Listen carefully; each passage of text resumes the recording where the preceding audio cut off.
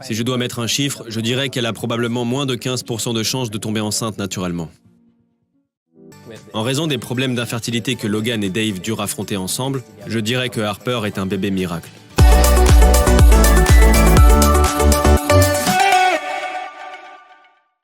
J'ai toujours voulu être mère. Ça envahissait toutes mes pensées. Ça consumait nos vies. On essayait de fonder une famille.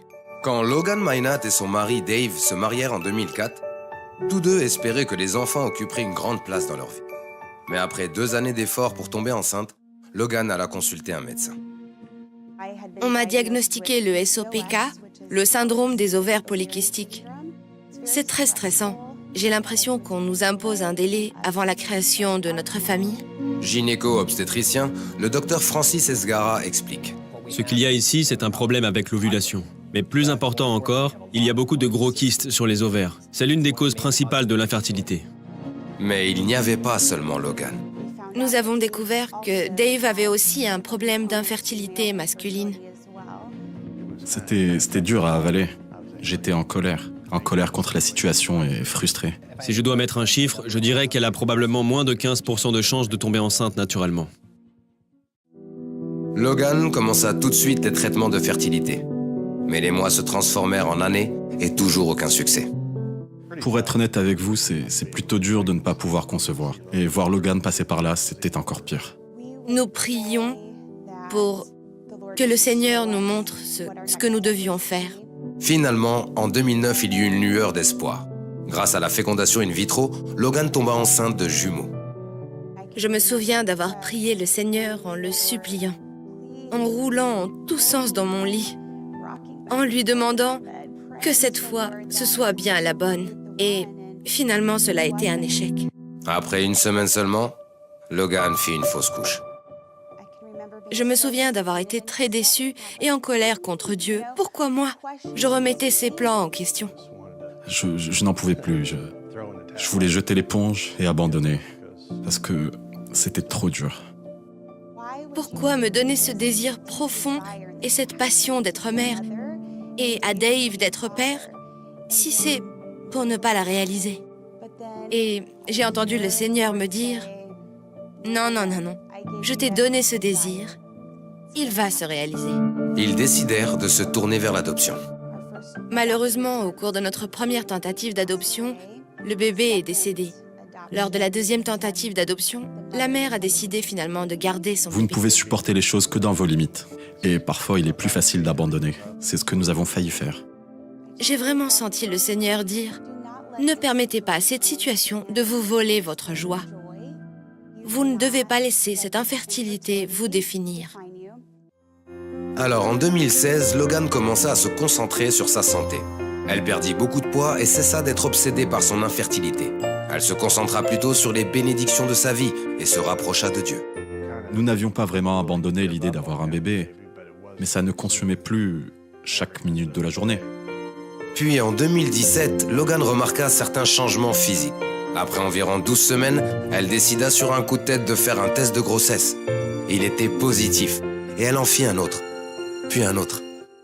C'est une blague? Il était également positif.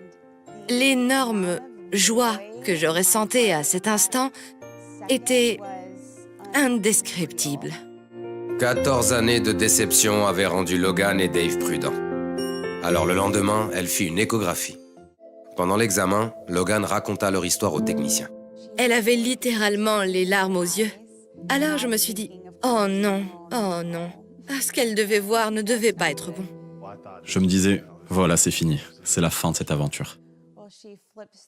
La technicienne a alors tourné son écran vers nous et a dit « Non seulement vous êtes enceinte, mais vous êtes enceinte de 12 semaines d'un petit bébé en excellente santé. » Alors, tout de suite, ça a été les larmes. Ça a été un moment tellement heureux pour nous. J'étais sidéré. Je me disais, waouh, on y est. S'il doit y avoir une fausse couche, cela se passe généralement au cours du premier trimestre. Le Seigneur savait que j'allais m'inquiéter pendant ce premier trimestre et il a dit « Logan, tu vas être enceinte et je vais te faire traverser ce premier trimestre, alors ne t'inquiète pas. » Le 11 septembre 2018, Logan donna naissance à une petite fille en bonne santé, Harper Lee. J'étais nerveux, mais dès que le docteur l'a mise dans mes bras, toute la tension a disparu.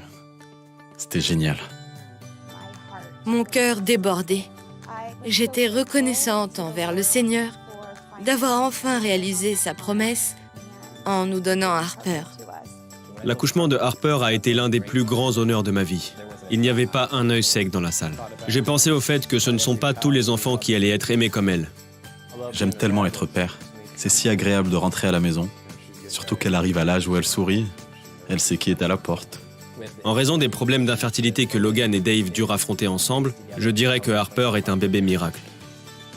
Parfois, les choses ne se passent pas du jour au lendemain. Elles prennent du temps. C'est parce que le Seigneur prépare le plan parfait pour vous. Alors, continuez à prier et un jour, vous aurez un chef-d'œuvre magnifique préparé tout spécialement pour vous par le Seigneur. Ça, c'est une histoire de foi. On a envie d'applaudir. D'applaudir en même temps. C'est formidable. Ça, c'est une histoire de la Parce foi. Parce qu'ils se sont mariés, on a dit il n'y a rien à faire. Ils ont prié. Quelque chose s'est passé, c'était pas ça. Ils ont continué 13 ans. 13 ans.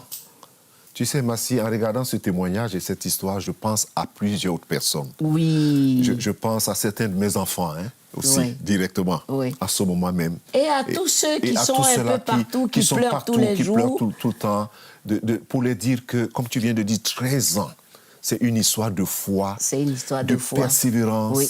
de confiance. Oui. Et de refuser de douter. Totalement. De la fidélité de Dieu. Voilà, parce que la parole dit, c'est par la foi, la persévérance oui, qu'il nous que faut. Vous allez hériter les promesses. Voilà, et c'est important. Donc, et j'aimerais, Massi, que tu répètes ça vraiment à nos amis qui nous suivent en ce moment. Non, par la foi et la persévérance. Voilà. Que vous héritez les promesses. D'autres versions disent la patience. La patience. C'est-à-dire, vous ajoutez à votre foi la persévérance. Vous dites, je n'abandonnerai pas. C'est une manière de dire, je n'abandonnerai pas. Merci beaucoup, Massi. Voilà. Ceci est une parole particulière pour plusieurs personnes qui suivent cette histoire.